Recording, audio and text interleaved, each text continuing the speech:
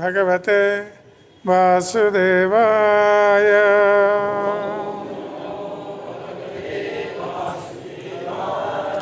Om Namo Bhagavate Vasudevaya.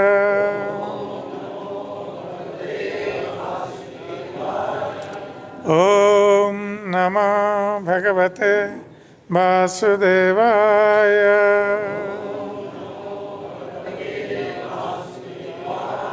Narayanam namaskritya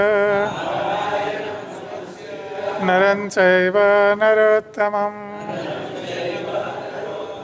Deving saraswating vyasam Tato jayamudire Nashtaprayeshu abhadreshu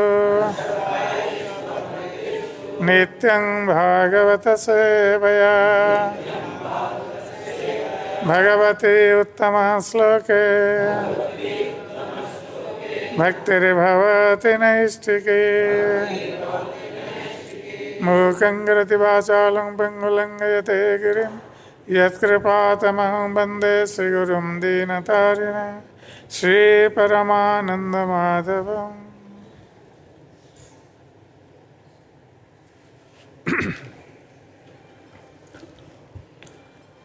So today we are reading from Sri Chaitanya Charitamrita, Adi Lila, 4th chapter, text 156.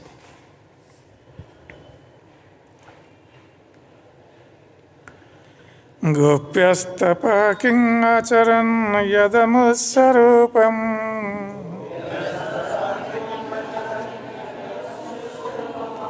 lavanya saranga samardhanga ananya siddham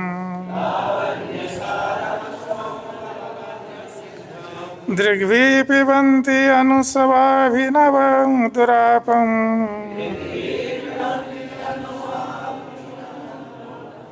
ekanta dhama yasasa sriya isarasya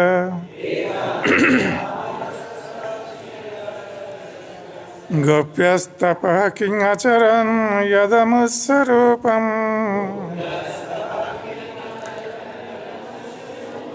lavanya saranga samardhanga ananya siddham Digvi pibanti anusavabhinavam durapam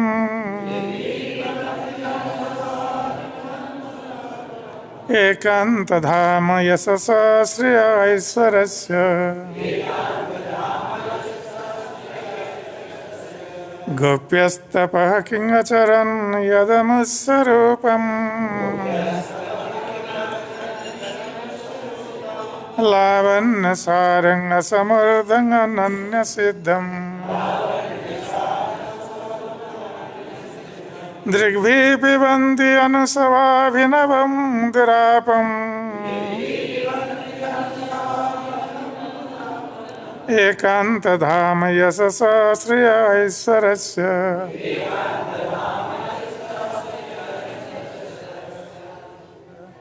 gopyaha, the gopis, tapa, austerities, kim, what, acharan, performed, yat, from which, amusya, of such a one, Lord Krishna, rupam, the form, lavanya saram, the essence of loveliness, asamardham, not paralleled or surpassed,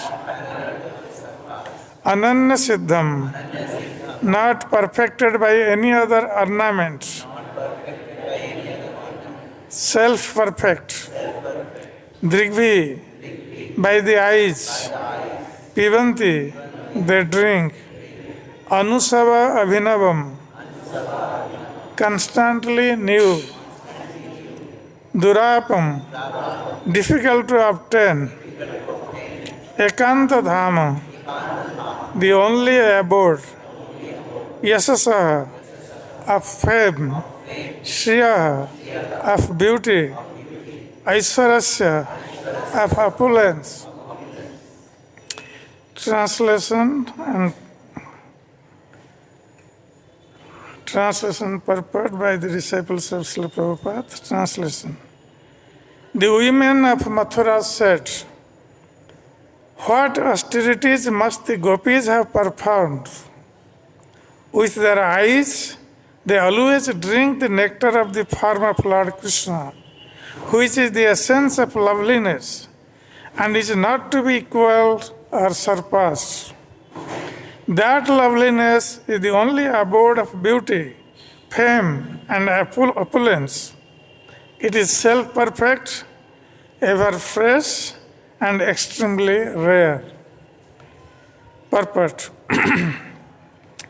This text from Srimad Bhagavatam 10.44.14 was spoken by the women of Mathura when they saw Krishna and Balaram in the arena with King Kansa's great wrestlers, Mustika and Chanura.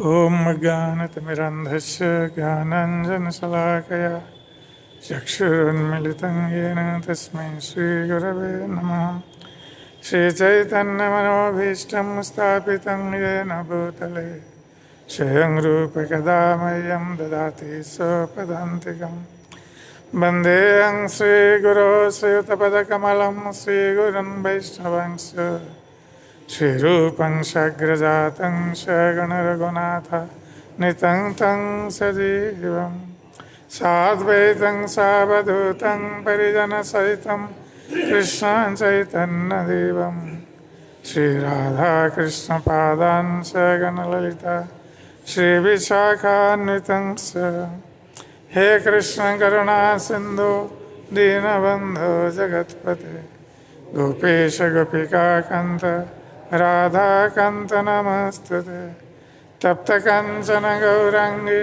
Radhe Vrindavaneshwari Vishabhanasate Devi Pranamami Hari Priye Vanchakalpatarubhyascha Kripa Sindhu Bhevacha Patitanang Pavanebhyo Vaishnavebhyo Namo Namah Namo Mahabhadanaya Krishna Prema Pradayate Krishnaya Krishna Chaitanya Namne Gaurati Se Namah Jai Shri Krishna Chaitanya Prabhu Nityananda Shri Advaita Gadadhar Srivasadi Gaura Bhakta Vrinda Hare Krishna Krishna Krishna Hare Hare Hare Rama Rama Rama Hare Hare Hare Krishna Krishna Krishna Hare Hare Hare Rama Rama Rama Hare Hare Hare Krishna Krishna Krishna Hare Hare Hare Rama Rama Rama Hare Hare.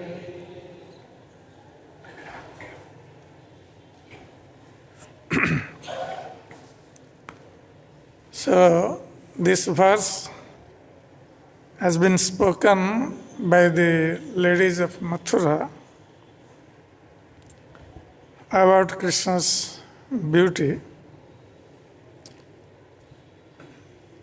So, Srila Krishnadas Kaviraj Goswami is actually describing Lord Krishna's beauty and how everyone is attracted towards Krishna's beauty, and what about others, even Lord Krishna himself is attracted by his own beauty. So, Srila Krishnadas Kaviraj Goswami is trying to explain the reasons, the internal reasons of Lord Chaitanya's appearance. Why did Lord Chaitanya appear? Though he was Krishna himself, why did he accept the form of Srimati Radharani and the mood of Srimati Radharani? So he has already described the external reasons of Lord Krishna appearing as Lord Chaitanya. So now Krishnadas Kaviraj Goswami is explaining about the internal reasons. And one reason he has already explained, that Lord Krishna wanted to test the love of Srimati Radharani. Already he has explained that. And now he is going to explain about the beauty of Krishna, which is released by Srimati Radharani. And Krishna himself was also thinking that how beautiful I am, that Srimati Radharani is releasing my beauty all the time. So unless I take the mood of Srimati Radharani, I cannot release my own beauty. Because one cannot release one's own beauty. Others can release. So Lord Krishna was thinking about this way. So one day Lord Krishna saw actually his own reflection in the gem-studded pillar of Dwaraka. And when Krishna saw that reflection, then he became very attracted to that reflection. Though it was his own reflection, but Lord Krishna thought, oh, who is this beautiful person? Aparikalita purva kastamatkari. I have never seen such a beauty before. This is wonderful. Spurati mama garyan esa madhurya pura. And this beauty, what I am seeing in the reflection of this pillar, so it seems that this beauty is surpassing my own beauty.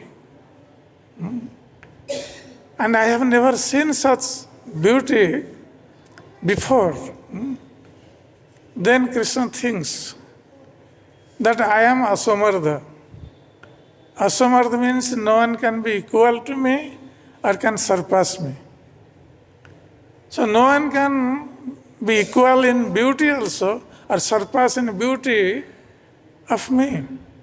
Then Lord Krishna is thinking, oh, then if no one can surpass my beauty, then this person whose beauty I am seeing in the gem-studded pillar, so is it me?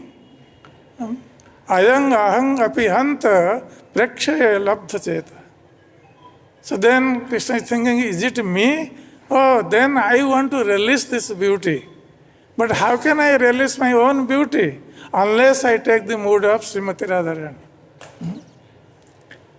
That's why Krishna desired that I have to go once again to release my own beauty in the mood of Srimati Radharani. This is one of the reasons.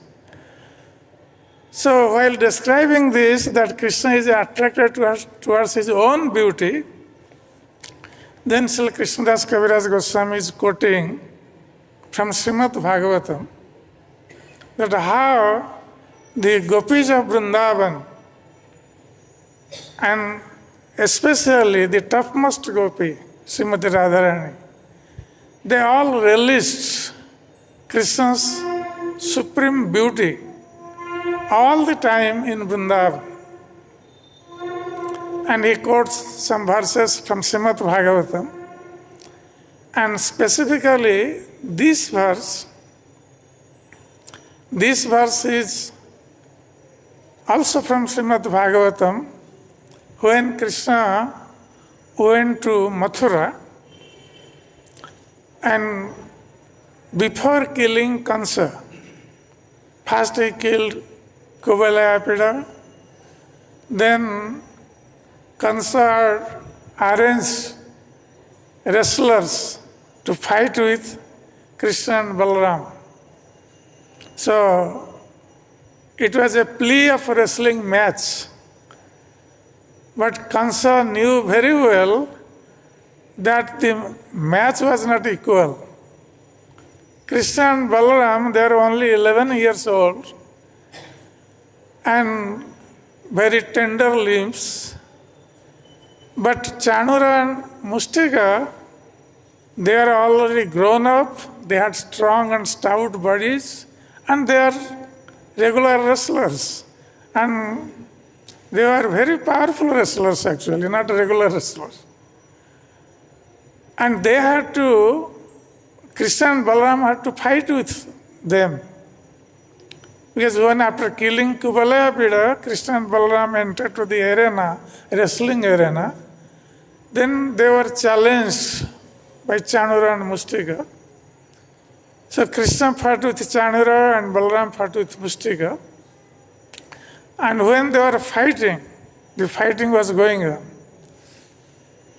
So all the people of Mathura, they were all watching from the pedestals, watching pedestals, where the audience were sitting. And Kansa was also watching. And the women of Mathura, those who became very attracted, seeing Krishna's beauty, they could not tolerate this because they were very much affectionate towards Krishna, seeing his beautiful form.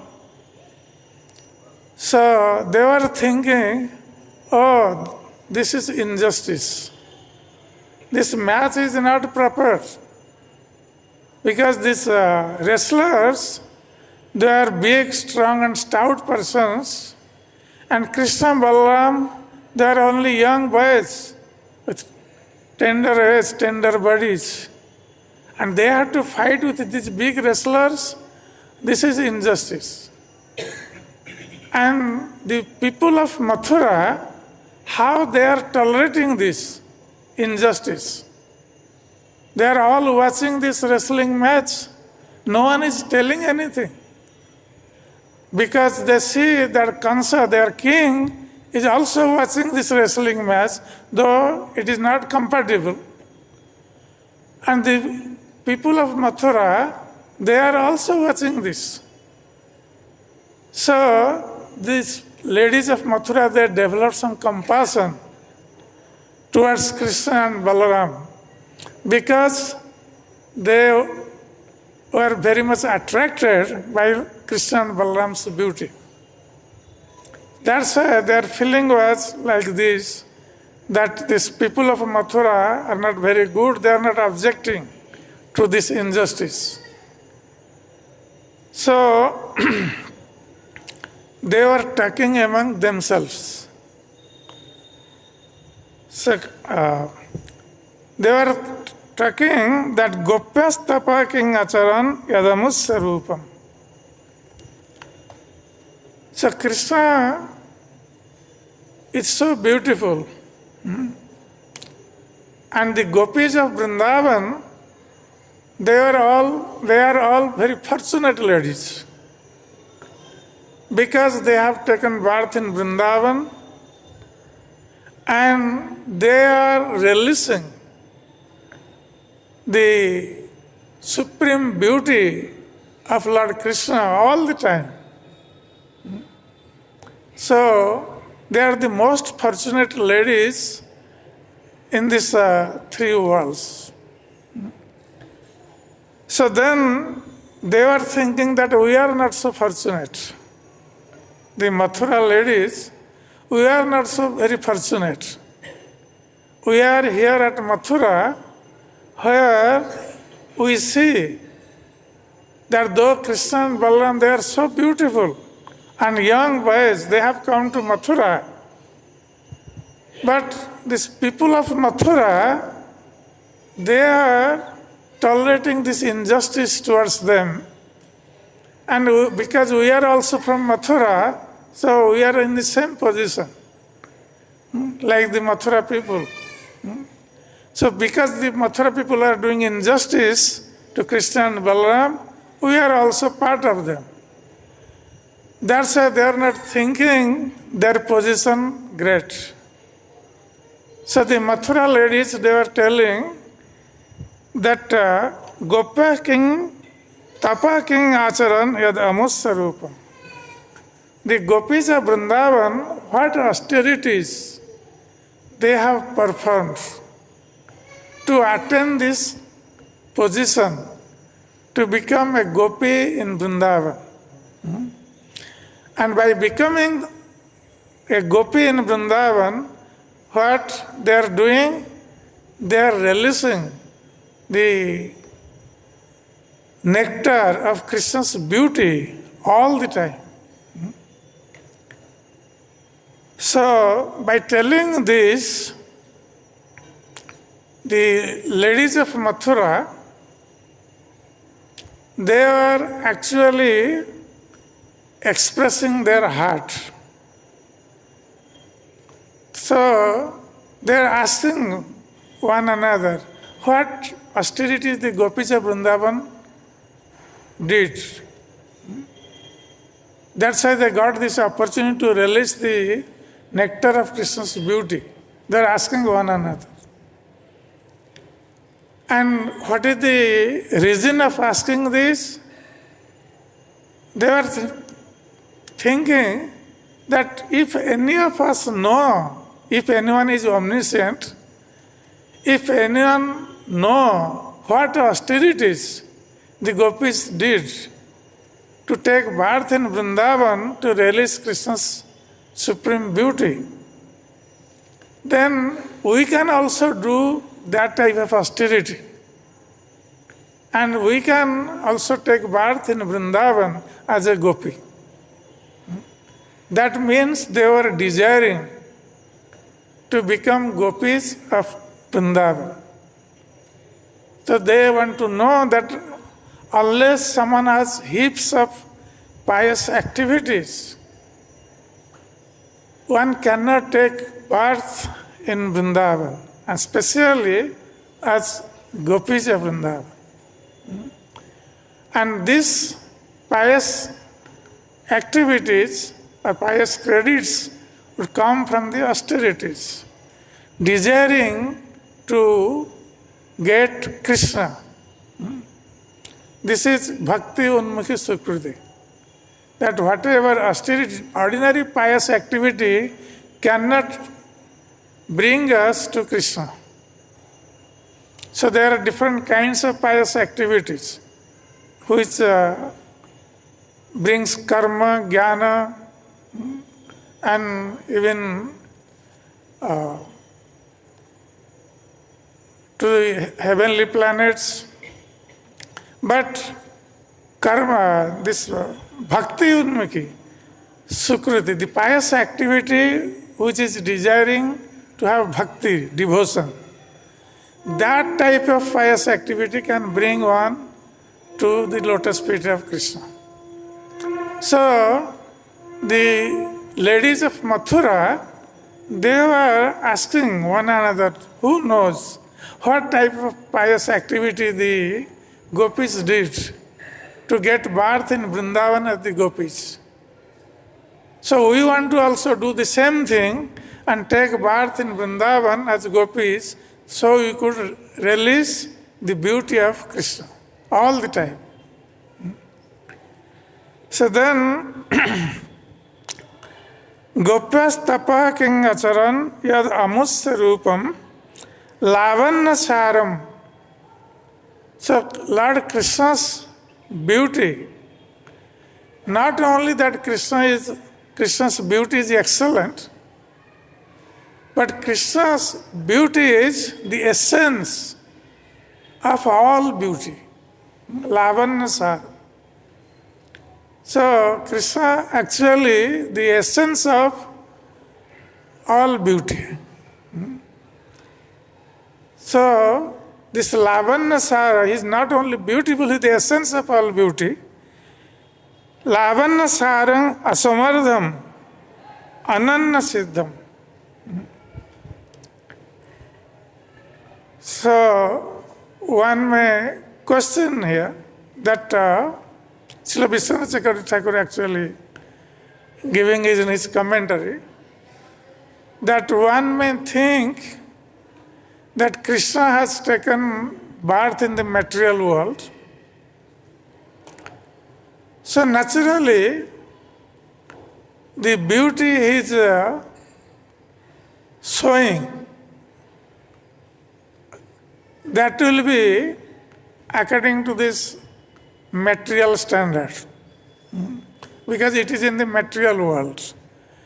But Krishna or the Narayan form, they are in Vaikuntha planets, they are in spiritual world, so they have spiritual beauty. So one may question that Narayan has spiritual beauty, so he must be more beautiful than Krishna. That's why it is said that Asomardham, the ladies of Mathura, they are telling that actually even Narayan cannot surpass Krishna's beauty, even if he is in Vaikuntha. And though Krishna has appeared in this material world, still Krishna is Asomardha. No one can be equal or surpass the beauty of Krishna. No one can become equal to the beauty of Krishna or surpass the beauty of Krishna. Even Narayana also cannot do that. That's why Krishna is Asomardha. And then it says, Ananya Siddham. The ladies of Mathura, they are telling that Krishna's beauty is Ananya Siddham. So one may also question that from where Krishna attained this beauty. Though Narayan also very beautiful, but this Krishna, how did he attain this beauty? So that's why the ladies of Mathura, they are telling Krishna's beauty is Ananya Siddham. That Krishna did not attain this beauty from anyone else, or from anyone's compassion, or from any other source. Krishna's beauty is Ananya Siddham. Means Krishna is the source of all beauty, and Krishna's beauty is inherent in Krishna's form. So, Krishna's beauty is, that's why Ananya Siddham. Krishna does not get this beauty from someone else. It is source of all beauty and it is inherent in him.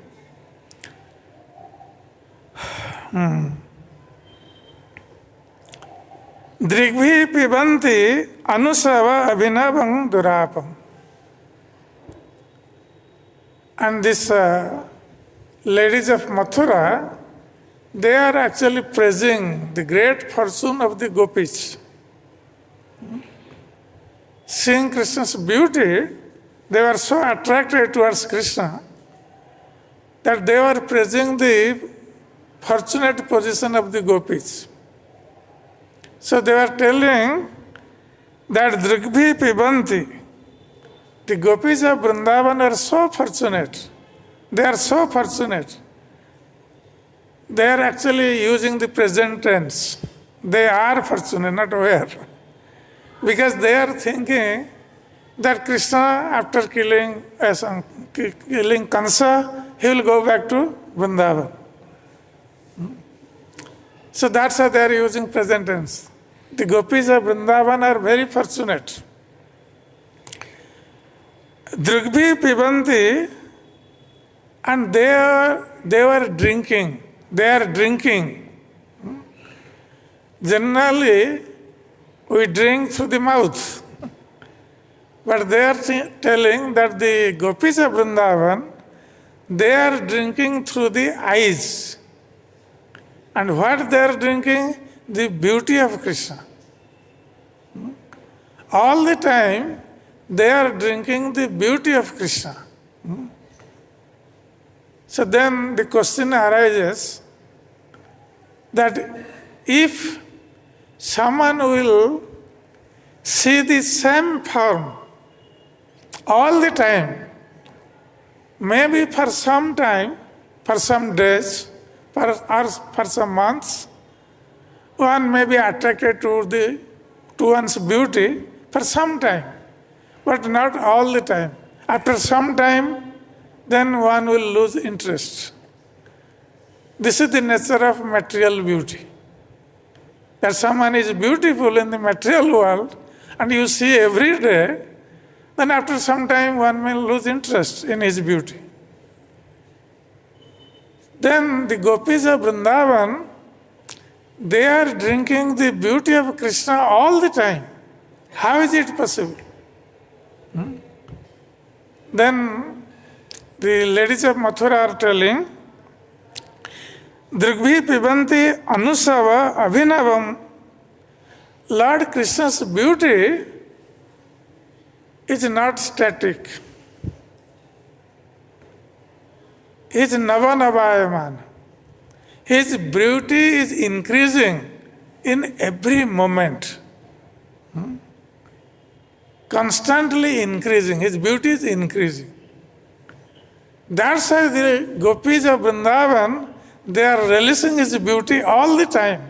Because the more they will see Krishna, the Krishna will look more and more beautiful. That is the nature of transcendental beauty. Material beauty will not increase. It will be static. But the spiritual beauty, the beauty of Krishna, that is transcendental, and that is increasing in every moment.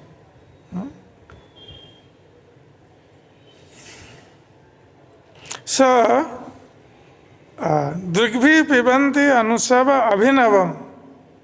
So Krishna's beauty is all the time newer and newer. Navajauvanancha. That's why Krishna is called Navajauvana. Every time we see, he'll look more and more beautiful. Then the question arises, if it is so, then all the ladies, not only the ladies of Mathura, all the ladies will want to come to Vrindavan and see Krishna's this Navajavana beauty, which is ever increasing. Then they are telling, no, it is not possible. The ladies of Mathura, they are telling it is not possible. That no other lady can just come to Vrindavan and see Krishna's beauty. Why it is so? Because it is durapa. It is not easily available to any other ladies. Even Lakshmi Devi, the eternal consort of Lord Narayan, though she wanted to be with Krishna and dance with Krishna, relish Krishna's association, she was not allowed. Even she performed austerities for thousands of years. Even still Lakshmi Devi is performing austerity at Velvan to get entrance into Krishna's association. And still she is unable to get Krishna's association. Then what to speak of other ladies of other places? How could they get association of Krishna and drink the nectarian beauty of Krishna? So that's what they are telling Durapa. And then they say, Ekanta dhama yasasa sriya aishwarasya.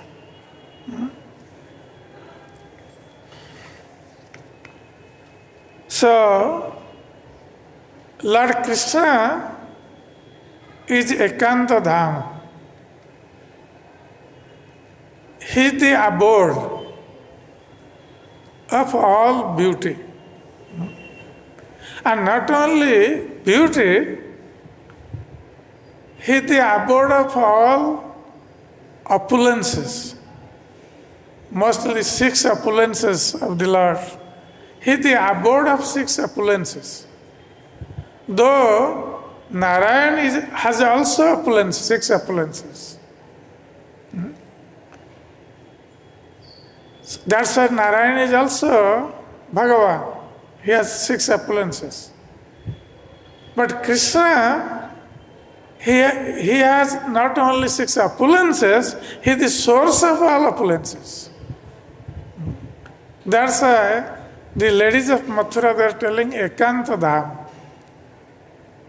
Lord Krishna is the only source. Source of all opulences, 6 opulences. All the opulences are coming from him only.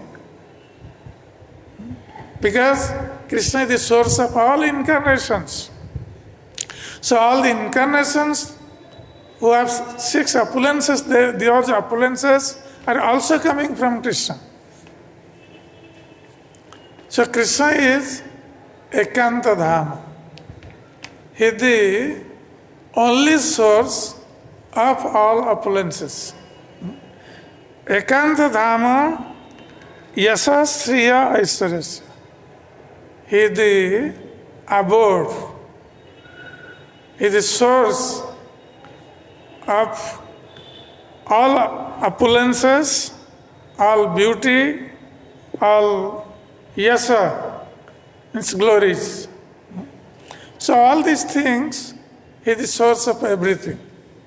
So in this way, the ladies of Mathura, actually they are praising the gopis of Vrindavan. That means they are also desiring to take birth as the gopis of Vrindavan. This is their internal desire. They have been so attracted towards the beauty of Krishna. They are praising the inhabitants of Vrindavan and deriding the inhabitants of Mathura. Because they are actually torturing Krishna, the inhabitants of Mathura and their king, Kansa, torturing Krishna. And all the inhabitants of Mathura are also part of this injustice because they are tolerating, they are not objecting. That Krishna, though Krishna and Balaram, they are in tender age, they are fighting with big, strong and stout wrestlers. They are not objecting. That's why the ladies of Mathura, even they are cursing themselves that how unfortunate we are. That the gopis of Vrindavan, they are always drinking the nectar of Krishna's beauty. And here at Mathura, we are all the ladies of Mathura. What we are doing? We are drinking the poison of Krishna's injuries. Because Krishna, Balaram, they are fighting with these wrestlers, and in a wrestling match, there will be some injuries. So they are telling that we are drinking the poison of those injuries here, instead of drinking Krishna's beauty. So that means we are so unfortunate. And they are desiring that if we can know how the gopis of Vrindavan perform austerity and what type of austerity they perform, we can also perform that type of austerity, and next life we may take birth as the gopis of Vrindavan. Hare Krishna. Hare Krishna. Is there any comments, questions? Yeah. Okay.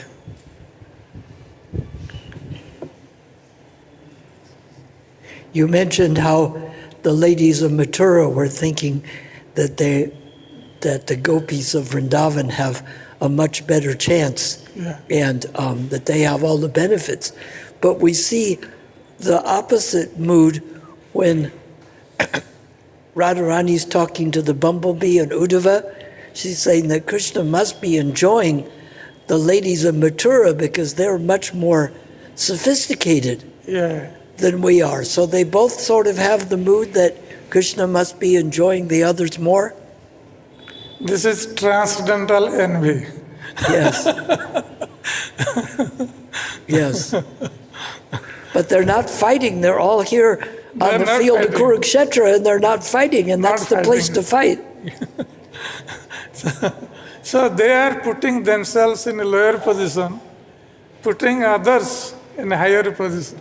Yes. And they are thinking Krishna must be enjoying with them, we are not so perfect. And the same thing with Mathura lady, they are praising the gopis of Vrindavan. It's a transcendental envy.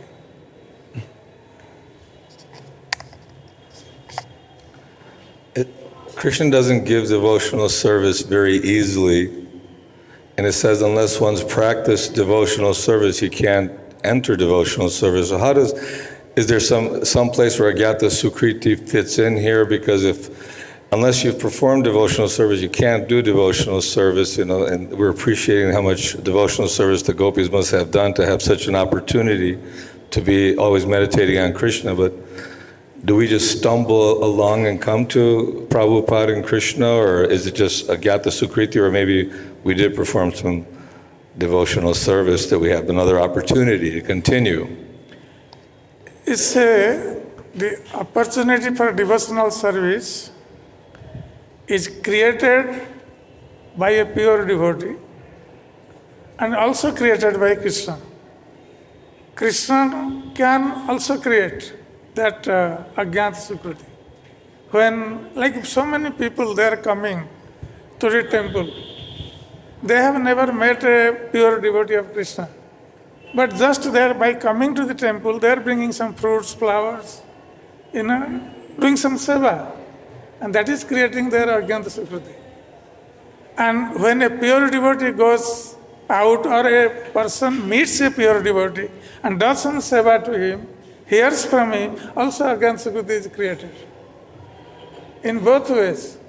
Like Prabhupada went to the West, there are no temples. And Prabhupada created Agyata Sukriti. I remember maybe our Guru Maharaj or someone asked Prabhupada a question that, Srila Prabhupada, we have not created any Agyata Sukriti. How did you come to Krishna consciousness? Then Prabhupada said, I have created your Agyata Sukriti to come to Krishna consciousness. So if pure devotee can do that, Krishna can do that, pure devotee can do that. Ahobata Shwapachotogari, that if someone's chanting the holy names, that means he's performed all the rituals, sacrifices, visited all the holy places. So just by, even though you got Agyata Sukriti, by chanting, then automatically you're kind of given that recognition or that you've achieved that platform simply by chanting the holy name. Yes, so many people coming, we have 24 hours kirtan here. Just people are hearing and they are also chanting. They are creating Agyata Sukriti. So many facilities are there to create Agyata Sukriti by the devotees and the Lord himself. Hare Krishna.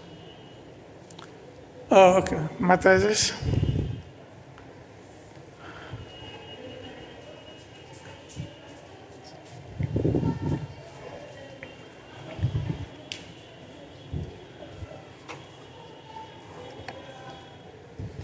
Hare Krishna, thank you so much for the wonderful class. And my question is, in this shloka it is said that ladies of Mathura, they wanted to become gopis in next life. And they were asking which tapasya they performed, gopis, to achieve this position. So what finally they did, the ladies of Mathura? And did they achieve next life this, and how they did? Did they perform any austerity, you mean? Yeah, did they perform any austerities or? They just developed that desire just by seeing Krishna. And by desiring to become gopis of Krishna, they will get the opportunity. They saw Krishna, became attracted towards Krishna, and then they praised the great fortune of the gopis of Vrindavan, and they desired to become gopis of Vrindavan. Naturally, Krishna would fulfill their desires. So their tapasya was their laulyam. So they didn't do any other tapasya, only this strong desire. Yeah. Like the Shrutis, they desire to become gopis, they become Shrutisari gopis. The sages of Dandakaranya, seeing the beautiful form of Lord Ramchandra, they wanted to get him as husband. So they were awarded the form of the gopis to take birth in Vrindavan and get the association of Krishna.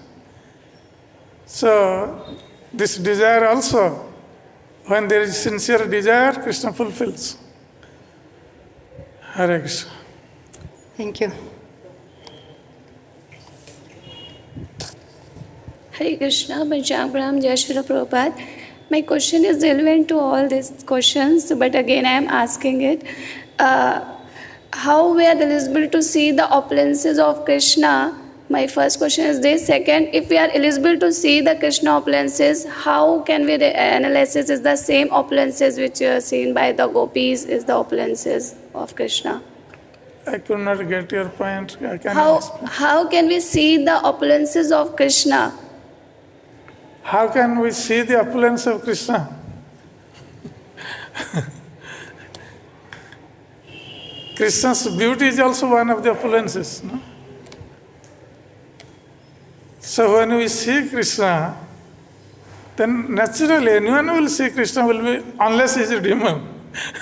Anyone can be attracted towards Krishna's beauty.